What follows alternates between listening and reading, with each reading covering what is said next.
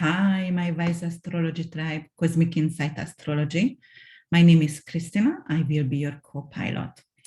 If you have a Taurus rising, Taurus sun, or Taurus moon, this is your 2022 August astrology forecast. So let's see what this planetary weather going to bring for you, Taurus. Here. So last month, July 31st, and some places, August 1st, the triple conjunction took place in your sign, actually. And it's happened 2,340 years before. It didn't happen since then. So in Taurus, actually. So the triple conjunction is Mars, Uranus, and North Node. Here is my little astrological wheel where I'm going to show you everything and I'm going to explain everything for you. This happened in your first house. It's happening in your first house. The conjunction, the exact conjunction is taking place on the 31st and on the 1st of August. It doesn't mean it will only affect you on those days. It's starting a big and a long cycle, actually. So what can happen for Taurus? Taurus medically rules the jaw over here, right? So it could be some kind of numbing place taking, like inflammation or infection taking place in your jaw area, in your teeth. It could be some kind of neurological issue, which is the Uranus and Mars indication, could represent some kind of neurological issue, some kind of dentist appointment, for example, for you guys. And you know, Uranus and Mars actually in astrology together, when it's conjunct, it could be some kind of sudden event, which is like not necessarily preferable.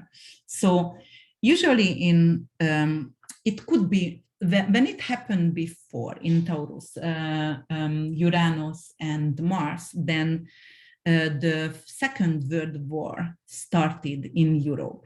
But for you, the first house representing yourself, the self-esteem, your ego, and your whole entire body. So as I said, Taurus is representing this kind of area. Also, Taurus sometimes representing thyroid as well.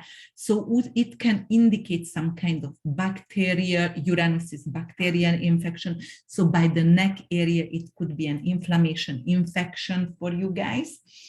Or, you know, this conjunction actually going to sextile with Venus. So Venus is in your third house. Venus is love, affection, and money. Venus has double side. Venus is the material and the loving aspect. The daytime rules the Taurus, so that's the material side of Venus. Venus is actually the perfect yin and yang, the perfect symbiosis, actually. Representing in astrology. So when it's going to sextile with Mars, it's representing something. Yes, I can get some kind of infection and it could be in my throat, but Venus is healing energy. So I will get the right person and the right hands around me going to hear me and who will be there for me.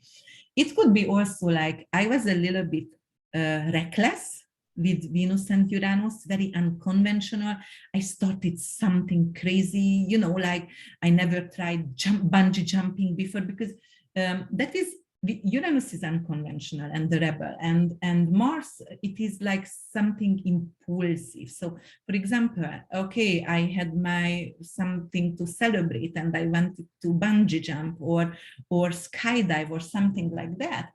And Venus here, it's representing Mars and Venus, like I'm going to cheer you out, or, you know, Venus is giving a lot of loving aspect for this. For example, if you are a little bit reckless, you can be impulsive, you can talk impulsive, and Venus is going to give a little bit of loving term to the way you are expressing yourself to others. So the ego here, that's rebellion, that's ready to fight. With this sextile with Venus, it's going to say, all right, you know what? I'm going to reconsider. I'm going to reconsider the way I talk, because Venus is in your third house, which is a loving communication. So that's what's happening. And then let's see what else is happening. Venus also going to sextile with North Node as well, right?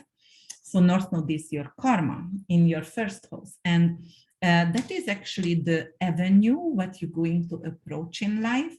And you actually going to probably consider to change something about the way you are expressing yourself, the way you pretend for others, because the first house also your mask, what you are wearing for the public, what you are wearing for, you know, like in your social circle. And that mask can change right now. And why? With Venus, it's going to get softened. So if you were a really impulsive person or hard on others, or, you know, you had to be the hard cookie and the tough cookie, then Venus going to soften that mask right now. The mask can melt down.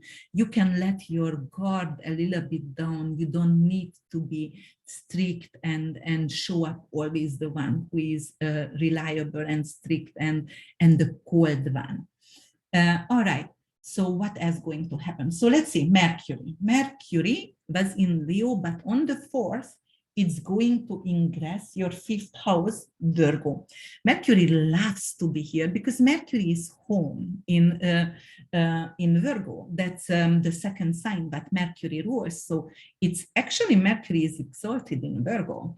So loves to be here. It's really detailed with communication, very, very organized. And Mercury also means selling in astrology and driving, or you might going to go, and actually 5th house could be something joyful. So you might want to do some kind of, I'm gonna learn how to drive a car, because that's joyful, you know, like, okay, right now I need a license. If you are younger, or even if you are older, but you never had a driver license, it could mean that here. All right, and then on August 7th, we're going to have Venus and Neptune trining. So here, Venus still in your 3rd house, right, in Cancer. And, you know, it's very loving, very nurturing Venus over here. And trining with Neptune, Neptune is the higher octave of Venus, the higher octave of love. It's the forgiveness planet. So this planet over here and this trine indicates in your soul, and 11th house and 3rd house, the trine between that is someone in your friendship zone, in your social circle. You will forgive someone. And you know, you will let go of some kind of resentment toward to someone. So yes, that's that. And then August 7th, again, that's going to, Mars is going to square with Saturn.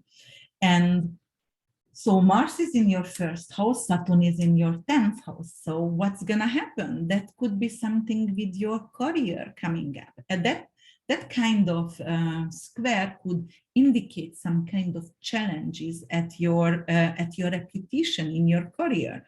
So it could be like, you know, Mars in the 1st house, you could be like a little bit arrogant, perhaps.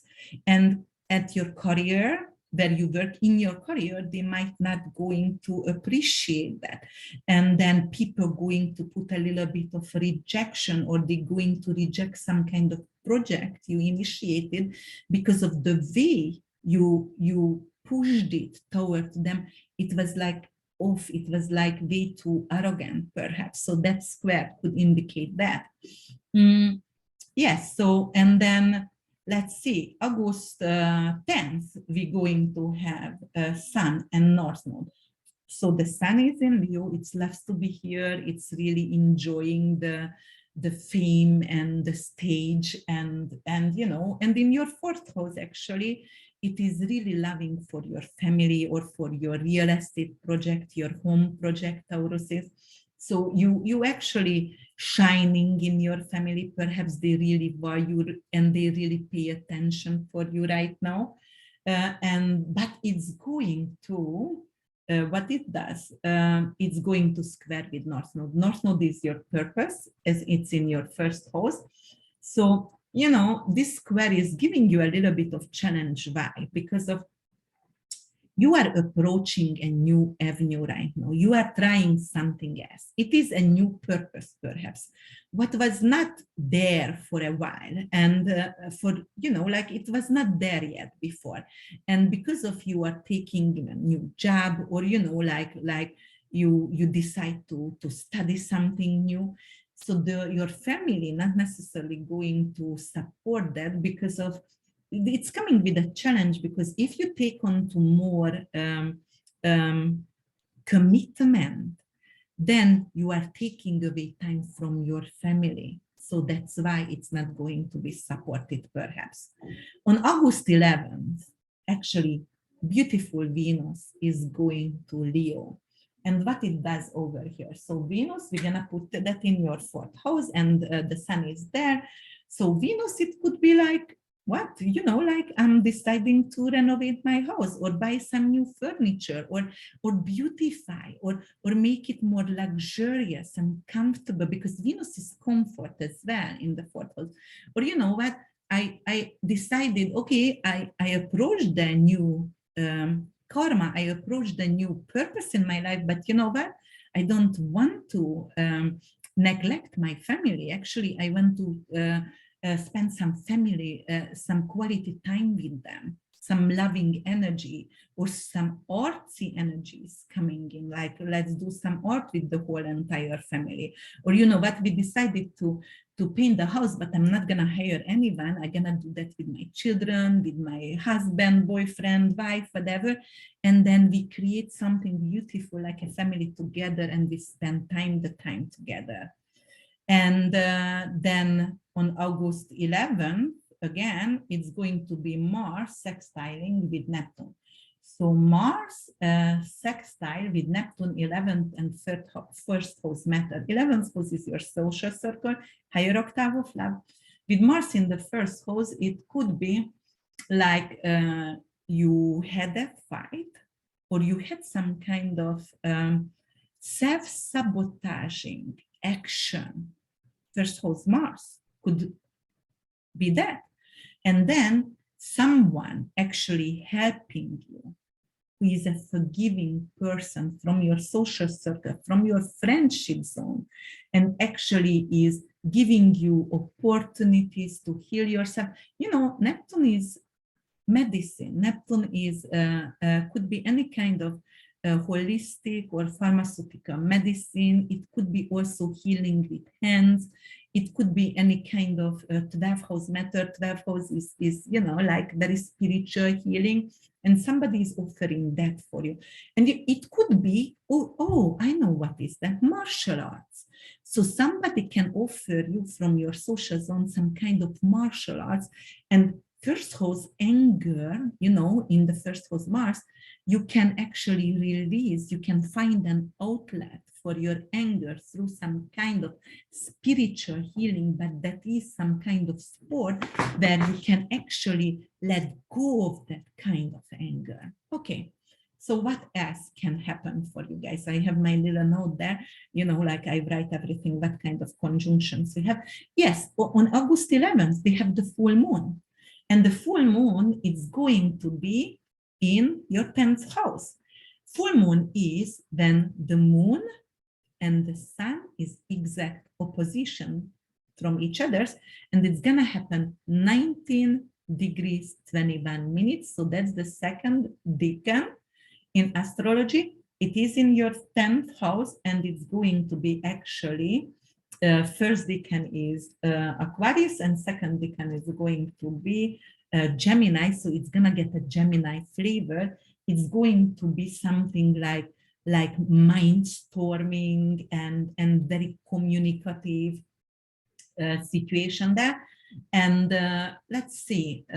So second house ruled for you by Gemini. So it could be something financial matter. Also, it's a flavor of financial matter.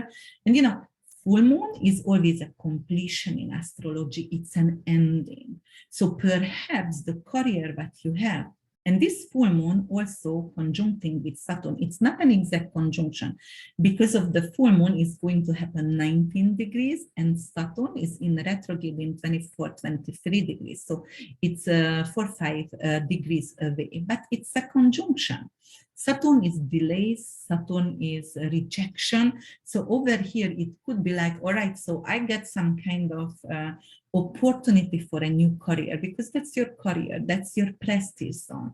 But actually, I'm going to get some kind of delay over here. So perhaps I should have started this new career, which would give me some kind of better financial income, right? Because second house is Taurus rule, but your Gemini is there. So it's communication, you are talking about that, but it's not there yet for you. And also I wanted to say, like, Vesta also going to go back for you from Pisces. It went to retrograde Vesta in Pisces, and it's gonna go back also over here for you in the Aquarius area. And Aquarius is very humanitarian. Vesta is the asteroid of eternal flame. It is actually keeping our inner child alive, the flame, the compassion, the passion. It keeps that kind of flame alive, but it's in retrograde. Vesta also is an investment asteroid as well, but it's in retrograde. So what does it mean? So it's actually losing its power, right? And so the flame is not that big like it was before. So I don't fear right now, or actually I'm getting some kind of doubts with my career. Maybe I'm gonna finish over here. Maybe it's not for me anymore and I need some kind of change. So that's for you, Tauruses. Okay, and this full moon also going to square with Uranus and North Node and going to sextile with Pallas Athene. So the full moon is here is Pallas in your 12th house. 12th house is anything with a retreat, or it could be something with you know, very spiritual house, because it's ruled Pisces and it rules any kind of not humanitarian project, because that's 11th house, but something with the unprivileged, with the orphans, with hospitals, with hospices, with actually incarcerated people, so the jails and prisons as well. So Pallas Athene is the wisdom, and I would think with this full moon, you're getting a lot of insight and spiritual wisdom. So you opening a channel and you are getting that kind of collective wisdom somehow through this full moon. And also I would say, what else I wanted to say? So it's squaring with your North Node and Uranus, this full moon. And well, it's again, that is like you questioning your career, you questioning your purpose. You know, you are here for a bigger purpose, and your career is not indicating that yet.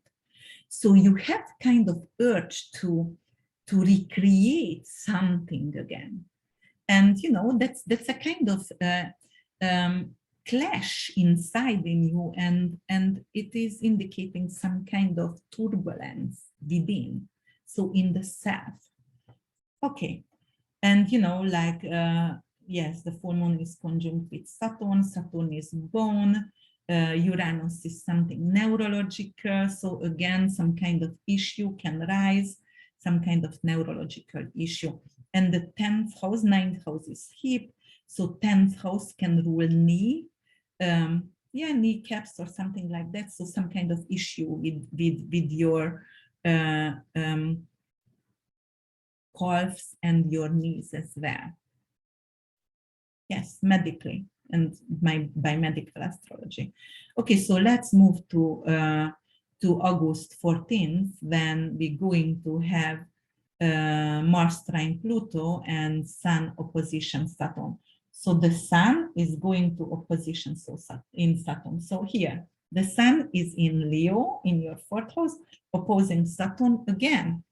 So you had some kind of, you know, like issue at work, but you have to fulfill, and it is like some kind of new, not work, but some kind of new idea to create a new purpose in life, and you started to work on that, and the family got neglected, and after Venus went over there, so you had some really great time with the family, and right now you have to work again, like 5-6 days later, very, very, very hard, and you know, like hard working, and then again that says, okay, so you don't have time again for us. So that is the Saturn and Sun opposition, the 4th and the 10th house. It is like, come on now, you are working, you are a workaholic. We don't want you to work that much, because of then you are not capable to bring sun at home, because you are cold, you are tired, you are, and actually Saturn can exactly mean cold as well, but you bring some cold home, or you bring some, you are cold and tired. Saturn is tiredness as well. So you don't have time to shine at home and be happy, actually, because Sun is supposed to represent happiness. And with this opposition, you don't have time to be happy, or, you know, you are tired to be happy. Okay, so the other thing is Mars going to sextile with Neptune. That is, let me see, is it Mars? No, Mars actually going to trine with Pluto.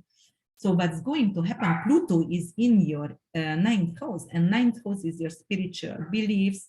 It is higher education. Pluto is in retrograde over there, look, here in Capricorn. So what can happen? So it's doing a transformation over there, and higher education. So you might going to become, an opportunity comes back to you over here with an education, which could transform your life. And Mars is the initiator of that, because of perhaps you didn't think you will be capable to take this class, or capable to get into this university. But right now, Mars is initiating, indicating some kind of like, okay, let's start it, let's do it. Right now, I'm capable to do, I have energy, I have courage to do that. And you know, it does. So 9th house is not only your spiritual beliefs and your higher education. So it could be some kind of, it's a trine. So trine is always a beautiful aspect in astrology, the most beautiful aspect without any challenging. It's giving you on silver or golden spoon everything. So it's granted for you. So Pluto and Mars, that rules together, co-rules together Scorpio, right? And this aspect between that's perfect alignment between them, could be something like, I get a lot of passion somehow, and it's sexual passion, and I'm going to meet some kind of very handsome or really beautiful foreigner, 9th house is foreigner, and it's not gonna be anything else, it's not gonna become love, but it's going to be very passionate and really sexual and sensual, and it's like I'm going for a vacation and that's it, one night stand, whatever. But you know, that could indicate that kind of perfect alignment also. And then it is August 15, we have Mercury in Virgo going to trine with North Node and Uranus. So Mercury in Virgo in your 5th house, as I said, it could be a driving license, something fun, study something fun. And then let's see, Uranus and North Node in the 1st house. Okay, so this study can change your whole entire life. It could give you, this is the one that could actually give you liberation, some kind of liberation, because of Uranus is the freedom fighter, it's the liberation.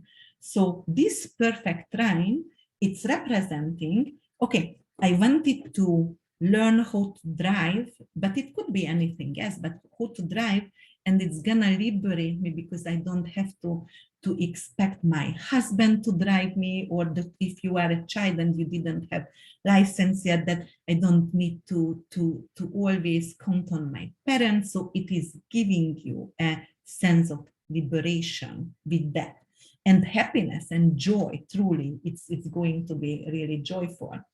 Okay, and then let's see, on August 20th, so Venus went on Leo on August 11th.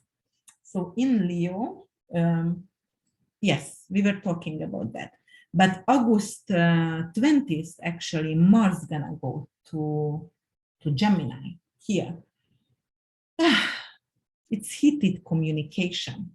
So it is something that and you know, vocal cords. So for example, a few of you could actually restrain vocal cords, or heated communication, get involved some kind of arguments, perhaps verbal fights, right?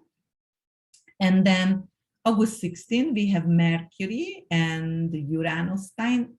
Yes, we had that, yes. 16, okay, let's go to 18. That's going to be Venus and Jupiter. Venus and Jupiter going to trine, and Jupiter retrograde, and Jupiter is in your 12th house of working behind the scene, hidden enemies, forgiveness, working with unprivileged. Jupiter over here in Aries, in the 12th house, could represent some kind of revisiting some kind of mental issue. And Chiron is also in your 12th house in retrograde. So it could be like revisiting some kind of mental issue. It could be some kind of addiction, because, and Pallas Athene is always also over there, and gaining some wisdom through that, because Pallas is helping to gain some wisdom through that. And, you know, trining actually with Venus, with the love, which is in your 4th house, it's representing like my family is giving me all the support and giving me all the comfort, actually. And you know, Venus is money also. So also family can give me money to get healed. So 12th house could be some kind of retreat, or it could be an addiction center. So it could be like I have to revisit, I have to re-enter that addiction center, but it's rhyming with my family support. And because of I have Pallas Athene and Chiron retrograde, the wounded warrior, which is helping me to get healed again. So that's really a loving aspect. It's really, you know, like, it's very auspicious without any challenges. And then on the 21st, we're going to have Mercury and Neptune opposition. So Neptune in your 11th house of social circle, Mercury, it's in Virgo in your 5th house of children. So what can it be? It's an opposition. It could be like your children perhaps not going to like your new friends, or it could be something like you not going to like your children friends. And it's going to be some kind of communication, some kind of consultation about that. And you know, Neptune is forgiveness. So even with this opposition, or it could be something like you have to talk to your children because you think their friends or their social circle is somehow taking advantage on them, lying to them. Perhaps they are using drugs, and you need to adjust that, and you need to talk about that with your children. Okay. Yes. So what else is happening over here? So the sun is going to Virgo on the 22nd, right? And joining Mercury, but not for a long time, because Mercury is leaving and going Libra in your 6th house. And there is balance. So, you know, 6th house is health. And for women and men, both, it could representing over here Mercury is the messenger in the body also. So that is neurotransmitters, and the messengers in the body could represent some kind of hormonal imbalance actually, that could actually come up for you guys in the sixth house. But Libra, sixth house, it could be like you could become a mediator at work. So yeah, that's possible. So what else is happening for us? On the 27th, we're going to have the Sun squaring Mars, and the Sun is in your fifth house, Mars is in your second house, already in Gemini. Squaring, it could be some kind of argument with your children again. Or, you know, it could be some kind of argument about some kind of art project, perhaps. Like, for example, you want to get money before you're going to even start the painting, or you're going to even write that script, and they don't want to actually granted that for you. So that kind of argument could come up for you. And then the end of the month is going to, actually, I also wanted to talk about Uranus, but I'm gonna do another video about that. And Uranus is going to station retrograde in your first house on the 24th at 18 degrees 55 minutes. So it's station retrogrades in your first house. It could mean like it's really close to the Earth when the planet station direct or retrograde. So Uranus is the rebellion, the unconventional. It is also rules bacterial infection. It is rules the nerves, thunders, a lot of things truly. Capitalism, liver infection, Jupiter was liver, but bacterial infection of the liver, for example. So stationary retrograde in your first house of body, ego, self, it could be anything over there in that area that I was mentioning here. So it's going to actually magnify that kind of issue for you. So you will need to pay a closer attention. It's closer to the Earth.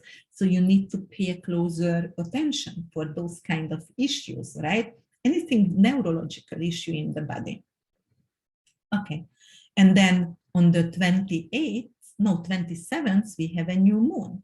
We're going to have the new moon actually in Virgo. So let's say that. So in your fifth house, a new beginning in your fifth house. What is your fifth house? That is romance. It can be a mistress. It could be, a lover. It is an investment as well, and your children, joy and happiness. So it is in Virgo. It's really, Virgo is a mutable sign, so it's capable to adjust, and it's capable to, and also very, very healing.